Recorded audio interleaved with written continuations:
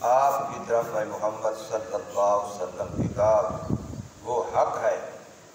سچ بتلانے والی ہے پہلی کتابوں کو۔ بے شک اللہ اپنے بندوں کو خوب ان کی خبر رکھنے والے اور خوب ہی دیکھنے والے ہیں۔ پھر وارث بنا دیا ہم نے اس کتاب کا ان لوگوں کو جن کو چن لیا ہم نے اپنے بندوں میں سے، بس بعض ان میں سے اپنے لیے ظالم ہیں اور بعض ان میں سے میانہ روی والے ہیں اور بعض ان میں سے سبقت کرنے والے ہیں نیکی کی طرف اللہ کے حکم سے۔ یہی ہے وہ فضیلت جو بہت بڑی ہے۔ سورہ فاطر کی آیت نمبر 31 اور 32 یہ دو آپ حضرات کے سامنے پڑھی اور ترجمہ کیا ہے۔ ان میں اللہ تبارک و تعالی نے پہلی آیت کے اندر تو کتاب قرآن مجید کی عظمت اور شان کو بیان فرمایا ہے، اور دوسری آیت کے اندر جن کو اللہ نے اس کتاب کا علم عطا فرمایا، کتاب کا حامل بنایا، کتاب کا عالم بنایا، کتاب کا عامل بنایا، ان کی عظمت اور شان کو اللہ تبارک و تعالی نے بیان فرمایا ہے۔ اللہ پاک ارشاد فرماتے ہیں کہ والذی اوحینا الیک، وہ کتاب جو ہم نے آپ کی طرف وحی کیا ہے محمد صلی اللہ علیہ وسلم، هو الحق، وہ پکی ٹھکی سچی کتاب ہے، مصدقا لما بین یدیہ، اس سے پہلے جو کتابیں تورات، انجیل، زبور، دیگر انبیاء کے صحیفے اترے ہیں، نازل ہوئے ہیں، یہ ان کے مضامین کو، ان کتابوں کی باتوں کی تصدیق کرتی ہے کہ وہ اللہ کی طرف سے آئی تھیں۔ یہ الگ بات ہے کہ بعد میں لوگوں نے تحریف کر دی، تغیر تبدل کر دیا، لیکن فی نفس ہی وہ کتابیں حق تھیں، سچ تھیں، اور اپنے زمانے میں ان کے پیروی کرنے والے دین حق پر تھے۔ فرمایا یہ کتاب جس کی یہ عظمت، یہ شان کہ وہ حق ہے اور سابقہ کتابوں کی تصدیق کرنے والی ہے، اللہ تبارک و تعالی نے آپ کو دی ہے، اور اللہ نے اپنے بندوں کے سارے حالات کے مطابق دی ہے، کیونکہ اللہ اپنے بندوں کے پورے حالات کی خبر رکھنے والے ہیں اور ان کو دیکھنے والے ہیں۔ جتنا خبیر اور بصیر اللہ تبارک و تعالی ہیں، کوئی اتنا اور باخبر نہیں ہے، اور کوئی اتنا زیادہ حالات کو دیکھنے جاننے والا بھی نہیں ہے۔ تو اس اللہ نے قیامت تک کے انسانیت کے حالات، ان کے تقاضے، ان کی ضرورتیں، وہ ساری چیزیں چونکہ اللہ کے علم میں ہیں، اس لیے اللہ نے ان سب کا لحاظ رکھتے ہوئے یہ کتاب قرآن مجید آپ کو عطا فرمائی ہے۔ ثم اورثنا، ثم کا لفظ عربی میں بعد کے لیے آتا ہے۔ اب بعد رتبے میں بعد ہے، شان و عظمت میں بعد ہے، یا زمانے کے لحاظ سے بعد ہے، دونوں طریقے سے بھی ہے۔ تو آپ کو کتاب دی، آپ کو کتاب دینے کا جو عظمت و رتبہ اور شان ہے اس کے بعد، یا آپ کو کتاب دی اور آپ نے کتاب کو سیکھا، سکھایا، عمل کیا، آگے تبلیغ کی، پہنچایا، اس کے بعد پھر ہم نے ثم اورثنا، پھر وارث بنا دیا ہم نے۔ اس سے دو اشارے نکلتے ہیں، ایک تو یہ کہ دین اللہ کے نبی کی وراثت ہے، اور یہ بات حدیث پاک میں آتی ہے۔ حضور نے فرمایا صلی اللہ علیہ وسلم کہ انبیاء درہم و دنانیر کی وراثت چھوڑ کے نہیں جاتے، انبیاء کی وراثت علم دین ہوتا ہے۔ اس لیے حضور صلی اللہ علیہ وسلم کی وصالت کے بعد جو حضرت علی، حضرت فاطمہ، حضرت عباس رضی اللہ تعالیٰ عنہ کی کچھ باتیں حدیث پاک میں آتی ہیں، جس کو شیعہ لوگ زیادہ ابھارتے ہیں کہ جی حضور صلی اللہ علیہ وسلم کی بیٹی جاتی رہی ہے ان کے ہاں، خلفاء کے ہاں، لیکن انہیں وراثت نہیں دی، فدا کا باغ نہیں دیا، فلاں نہیں دیا۔ تو حضور صلی اللہ علیہ وسلم کی بیٹی پہلی دفعہ تو اسی مسئلے کے لیے گئی ہیں، لیکن جب سیدنا صدیق اکبر رضی اللہ عنہ نے وہ حدیث سنائی تو انہوں نے مکمل طور پہ تسلیم کی۔ اس کے بعد جانا اول تو ہوا نہیں، اگر ہوا ہے تو وہ صرف تولیت کے لیے ہوا ہے، ملکیت و استحقاق کے لیے نہیں ہوا ہے۔ متولی ہمیں بنا دو، ہم اس کو حضور صلی اللہ علیہ وسلم کی منشا کے مطابق تقسیم کریں گے، جہاں جہاں حضور صلی اللہ علیہ وسلم ان چیزوں کو تقسیم فرماتے تھے۔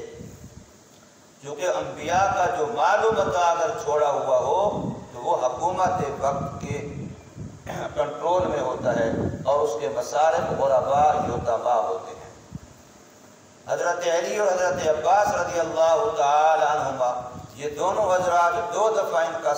جانا خود بخاری شریف کے اندر موجود ہے، لیکن دونوں دفعہ جانا تولیت کے لیے تھا کہ ہمیں متولی بنا دیا جائے، بنا دیا گیا۔ پھر آپس میں تھوڑا سا اختلاف ہوا، پھر تقسیم کے لیے گئے دوبارہ حضرت عمر فاروق رضی اللہ عنہ کے پاس، اب ہمیں تولیت کے طور پہ حصے تقسیم کر دیے جائیں، کچھ حصے کا متولی حضرت علی ہو اور کچھ حصے کا متولی حضرت عباس نے فرمایا میں ہوں، لیکن ایسا نہیں کیا گیا۔ پھر دوبارہ ان کی تولیت سے واپس اسلامی حکومت نے اپنی تولیت میں ان چیزوں کو لے لیا۔ تو انبیاء کی وراثت دین ہے، انبیاء کی وراثت دین کا علم ہے، اور انبیاء کی پوری امت وہ ان کی اس معاملے میں وارث ہے، پوری کی پوری امت کا ہر فرد اس میں سے وارث ہے۔ ہاں یہ الگ بات ہے کہ اللہ کس کے نصیب میں کتنا لکھتا ہے، وہ قرآن مجید کے علم میں سے، حدیث پاک کے علم میں سے، شریعت اور دین کے علم میں سے جو بندہ جتنا حصہ پاتا ہے تو وہ اتنا نبی کی وراثت سے حصہ پا رہا ہے۔ اس لیے فرمایا ثم اورثنا الکتاب، پھر وارث بنا دیا ہم نے اس کتاب کا الذین اصطفینا من عبادنا۔ یہ جملہ بہت بڑی فضیلت ہے اہل علم کے لیے۔ کن کو وارث بنایا؟ جن کو اللہ فرماتے ہیں اپنے بندوں میں سے ہم نے چنا۔ مصطفیٰ کا معنی ہوتا ہے چنا ہوا۔ ان اللہ اصطفیٰ، بے شک اللہ نے چن لیا۔ اللہ یصطفی من الملائکہ رسلا، اللہ چن لیتا ہے۔ تو استفینا ہم نے منتخب کیا، یہ انتخاب خداوندی ہے کہ کتاب کا علم کس کو ملنا ہے۔ اس لیے علماء کے بارے میں کہا گیا ان العلماء ورثۃ الانبیاء، کہ علماء انبیاء کے وارث ہیں، یعنی اللہ نے ان کو چن کر کے اپنے نبی کی وراثت یعنی علم دین عطا فرمایا ہے۔ اور ویسے میں نے عرض کیا پوری امت اس کی وارث ہے، یہ الگ بات ہے کوئی حصہ لے کوئی نہ لے، لیکن اللہ نے امت من حیث الامت پوری امت کو وارث بنایا، کسی طبقے کو خاص نہیں کیا، کسی علاقے کو خاص نہیں کیا، کسی رنگ و نسل کو خاص نہیں کیا۔ کوئی بندہ ہو، ہر بندے کے لیے دروازہ کھلا ہے، آئے ہمت کرے، محنت کرے اور اپنے نبی کی وراثت میں سے حصہ پائے۔ اور نبی پاک صلی اللہ علیہ وسلم نے ایک حدیث میں ترغیب بھی دی ہے، فرمایا من اخذ بحظ وافر، جو بھی لینا چاہے تو بڑا حصہ لینا چاہیے، جو بھی لے تو بڑا حصہ لے۔ اس لیے علم دین سیکھتے سیکھتے زندگیاں گزر جاتی ہیں اور وہ طلب آخر تک یہی لگی ہوتی ہے۔ بخاری شریف کے اندر یہ واقعہ موجود ہے، ایک صحابی رسول ہے، مجھے اب نام یاد نہیں آ رہا، ان کا تذکرہ آتا ہے، فرمایا کہ اگر میرے اوپر موت کا وقت آ جائے اور مجھے بتا دیا جائے کہ ابھی 1 منٹ 2 منٹ کے بعد تیری روح قبض ہو جانی ہے، اور اس حال میں بھی اگر دین کی کوئی بات میں کسی کو بتانے پر قادر ہوا تو میں روح نکلتے نکلتے ہی ضرور بتا دوں گا۔ یعنی علم دین کا اتنا ذوق، اتنا شوق کہ اپنی جان جا رہی ہوگی اس آخری وقت۔ یہ بخاری شریف کتاب العلم کے اندر روایت ہے، فرمایا اگر آخری ایک کلمہ بھی ایک کلمہ بھی اگر مجھے کہنے کا موقع ملا تو میں اس سانس میں وہ کلمہ کہنا جو دین کی بات دوسرے کو سکھانی ہے میں اس کو اہمیت دوں گا، اپنی فکر نہیں کروں گا۔ تو اس لیے یہاں فرمایا الذین اصطفینا من عبادنا، جن کو ہم نے چن لیا ہے، یہ طبقہ ہمارا منتخب طبقہ ہے۔ حدیث میں آتا ہے کہ اللہ تبارک و تعالی جس سینے میں علم دین رکھتے ہیں اس کو 70 مرتبہ پہلے نگاہ رحمت سے دیکھتے ہیں۔ حدیث پاک تفسیر کی کتابوں کے اندر یہ حدیث لکھی گئی اسی آیت کے تحت کہ اللہ قیامت کے دن بھی علماء کو کہیں گے جو اعمال کے لحاظ سے کمزور ہوں گے، جن کے بارے میں یہاں لفظ آ رہا ہے فَمِنْهُمْ ظَالِمٌ لِنَفْسِهِ، وہ بھی اہل علم ہوں گے جن کو اللہ نے علم قرآن کے لیے چنا ہوگا، جو اپنے آپ پر ظلم کرتے ہوں گے۔ اور اس کی تفسیر لکھی کہ وہ گناہ کبیرہ تک کا ارتکاب بھی ہو جاتا ہوگا اور فرض اور واجب تک بھی چھوٹ جاتا ہوگا، لیکن علم دین ان کو اللہ نے دیا ہوگا تو قیامت کے دن اللہ ان کو فرمائیں گے کہ میں نے تمہیں بخش دیا، اگر میں نے تمہیں نہ بخشنا ہوتا تو تمہیں علم ہی نہ دیتا۔ 3 طبقے یہاں اللہ تبارک و تعالی نے ان لوگوں کے بیان کیے ہیں جن کو اللہ نے چنا ہے۔ اس لیے یہ امت گناہگار ہوتے ہوئے بھی نبی کی وارث ہے۔ یہ امت یہ نہیں کہ پہلے ان کو گناہوں سے پاک کیا جائے، یہ خطاؤں کے ہوتے ہوئے، گناہوں کے ہوتے ہوئے، ظلم کے ہوتے ہوئے ظالم لنفسہ، اپنے آپ پر ظلم کر رہا ہے۔ ہر گناہگار کا یہی حال ہے جو بھی گناہ کرتا ہے، لیکن اللہ فرما رہے ہیں حالانکہ طبقے 3 بیان فرمائے، آخری طبقہ جو ہے وہ سابقٌ بالخیرات ہے، اور درمیانہ روی والا طبقہ دوسرے نمبر پر پہلے اس طبقے کو بیان کیا ظالم لنفسہ،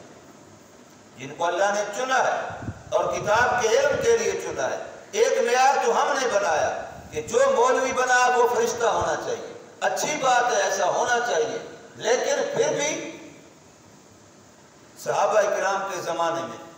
شراب کے واقعات ہوئے ہیں، شراب پی لیے حد لگی ہے، زنا کے واقعات ہوئے ہیں، زنا ہوا ہے، حد لگی ہے، قذف کے واقعات ہوئے ہیں، تہمت لگی ہے، حد لگی ہے۔ تو اب اس کا مطلب الیاذ باللہ اگر صحابہ کے بارے میں کوئی شخصیت ایسی آ جائے تو ہم طبقہ میں ہے تو طبقہ کو مطعون کرنے لگ جائیں گے۔ اس شخص کے بارے میں بھی حضور نے فرمایا قطعاً کوئی زبان نہ نکالے، اس لیے کہ وہ مرنے سے پہلے توبہ کر چکا اور ہم بعد میں بکواس کرتے رہے، ہم اپنی باتیں کرتے رہے۔ جو بندہ جس کا معاملہ اللہ سے تھا وہ جتنا گناہ گار تھا لیکن وہ توبہ کر چکا۔ میں عجیب حیران ہو رہا تھا، کل ہی یہ پڑھ رہا تھا میں، حضرت مولانا اشرف علی تھانوی رحمۃ اللہ تعالی علیہ، ان کے ایک مرید نے اس دن جس دن مولانا احمد رضا خان بریلوی فوت ہوا ہے، ان کے کسی مرید نے ان کو کہا کہ حضرت وہ مر گیا، کہا اس انداز میں جسے خوش ہو رہا ہوگا تھا کہ شکر ہے وہ مر گیا، کیونکہ اس نے ہمارے اکابر کو صراحتاً کافر لکھا تھا جن میں حضرت تھانوی رحمہ اللہ کا نام تھا۔ اب وہ بندہ اس کے بارے میں کہا جا رہا ہے کہ وہ مر گیا ذرا خوشی کے انداز میں، حضرت غصے ہوئے، حضرت غصے ہوئے کہ تو اس کی موت پہ خوشی کی باتیں کر رہا ہے۔ پھر اس نے کہا حضرت اس نے تو فلاں فلاں فلاں فلاں کو کافر لکھا، حتیٰ کہ آپ کا نام بھی لکھا کافروں میں، اور یہ بھی لکھا من شک فی کفر فہو کافر، جو ان کے کفر میں شک کرے وہ بھی کافر ہے۔ تو حضرت نے اس کے بعد بھی فرمایا خبردار خبردار، شاید اس نے یہ باتیں ہمیں جو کہی ہیں کافر تک بھی ہمیں جو کہا ہے، ہماری عبارتوں کا جو مطلب اس نے سمجھا ہے اگر وہی مطلب کسی کی عبارت کا میں بھی سمجھتا میں اس کو کافر کہتا۔ ممکن ہے وہ نبی پاک کی محبت میں مخلص ہو، اب وہ فوت ہو گیا، اب تذکرہ اس کا برائی سے نہیں کرنا۔ یہ اتنے بڑے بندے کے بارے میں جن کے بارے میں کفر و اسلام کا مسئلہ ہے، کوئی عام مسئلہ نہیں ہے، لیکن پھر بھی ہمارے اکابر اتنے انصاف والے، اتنے منصف مزاج، اتنا معتدل کہ بھی دشمن ہے، مخالف تھا، اول تو دشمن ہوتا نہیں، مخالف ہوتے ہیں، مقابل ہوتے ہیں، یہ جو الیکشن لڑتے ہیں جی فلاں فلاں کا مخالف ہے، حالانکہ یہ غلط ہے، مقابلہ ہے، دو بندے کشتی لڑ رہے ہیں مقابلہ ہے، کوئی میچ کھیل رہے ہیں مقابلہ ہے، تو الیکشن لڑ رہے ہیں تو مقابلہ ہے نا، مخالفت تو نہیں ہے۔ مخالفت بنا لینا یہ تو ہمارا چھوٹوں کام ہوتا ہے، وہ تو اکٹھے بیٹھ کے روٹیاں کھا رہے ہوتے ہیں، جو آپس میں مقابلے میں الیکشن لڑ رہے ہوتے ہیں وہ اکٹھے بیٹھ کے روٹیاں کھا رہے ہوتے ہیں، ہم آپس میں بھائی بھائی سے لڑ رہا ہوتا ہے، تو اس کا ووٹر تو اس کا ووٹر۔ تو بہرحال عرض یہ کرنا ہے کہ اللہ تبارک و تعالیٰ جن لوگوں کو چن رہے ہیں، استفینا کا جملہ کہنا آسان ہے، حضور صلی اللہ علیہ وسلم کے ساتھ ہے مصطفیٰ، اللہ کا چنا ہوا، اللہ کا پسند کیا ہوا، اللہ کا برگزیدہ، اللہ کا قبول کیا ہوا۔ تو یہاں اللہ ان لوگوں کو کہہ رہے ہیں جن کو اللہ نے کتاب کا علم دیا۔ فرمایا اول تو یہ کوئی اپنی صلاحیت کی بیس پہ حاصل نہیں کرتا، رب کا انتخاب ہوتا ہے، اللہ چنتا ہے کہ یہ کس کو دینا ہے۔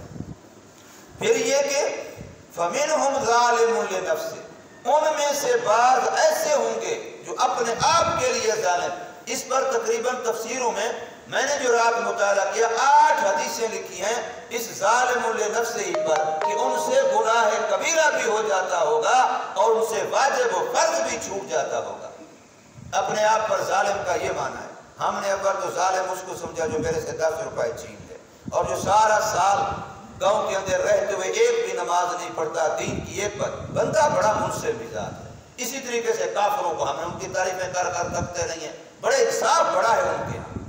وہ انصاف لے کے ہیں ہمارے حکومت والے بھی، انصاف بڑا ہے، خدا کے حکام توڑے جا انصاف ہو رہا ہے۔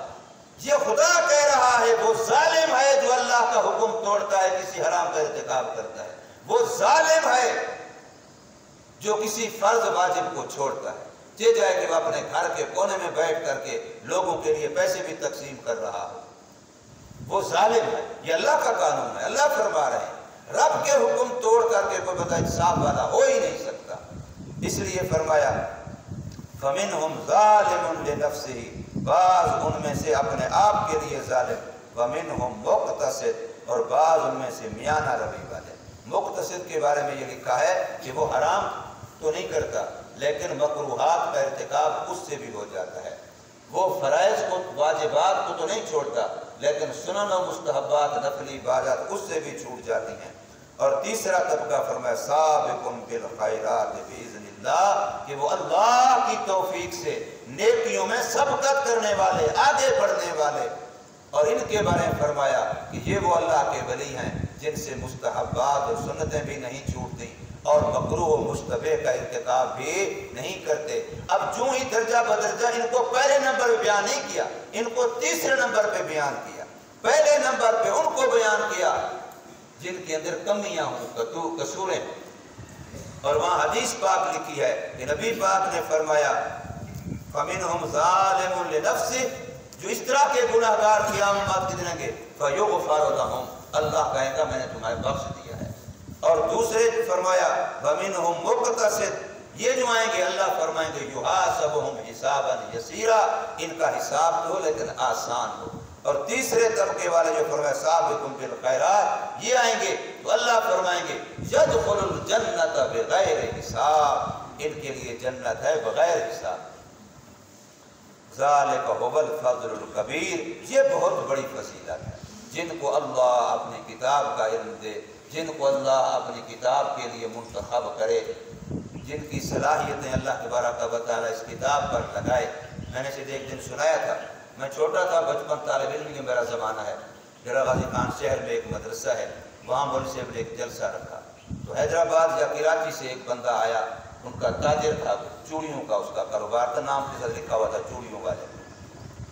جس وقت اس نے بیان کیا بالکل داڑھی مونڈا تھا، مونچھوں والا تھا، اس نے وہاں بیان کیا جلسے میں، حالانکہ مدرسے کا جلسہ تھا،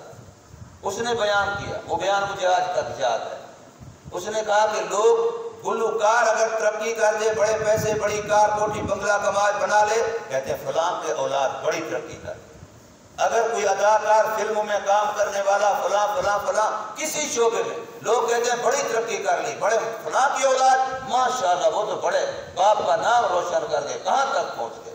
اور اگر مولوی ہو اور وہ نئی موٹر سائیکل بھی لے لے تو سوچیں گے اچھا یہ کہاں سے لی ہوگی اس نے، اچھا سوٹ بھی اس کے جسم پہ دیکھ رہے ہیں، اچھا یہ کس نے دیا ہوگا اس کو۔ اس کے لیے کوئی اچھی چیز پسند نہیں۔ وہ خدا کے بندے مولوی تمہارا اچھی گاڑی استعمال کرے گا تو کرے گا کیا، پھر بھی تمہارے مسلح پہ کھڑا ہوگا، پھر بھی تو قرآن پڑھ رہا ہوگا۔ اچھے کا اگر گاڑی استعمال کرے گا، اچھا مکان استعمال کرے گا، اچھا لباس استعمال کرے گا، کرے گا کیا؟ کام تو یہی کرے گا نا، قرآن والا، نماز والا، کام تو یہی کرے گا۔ اس کو تم اچھا دیکھ کر سوچنے لگ جاتے ہو کیا ہو گیا، یہ کہاں سے آیا اس کے پاس، اس کا خالق نہیں ہے۔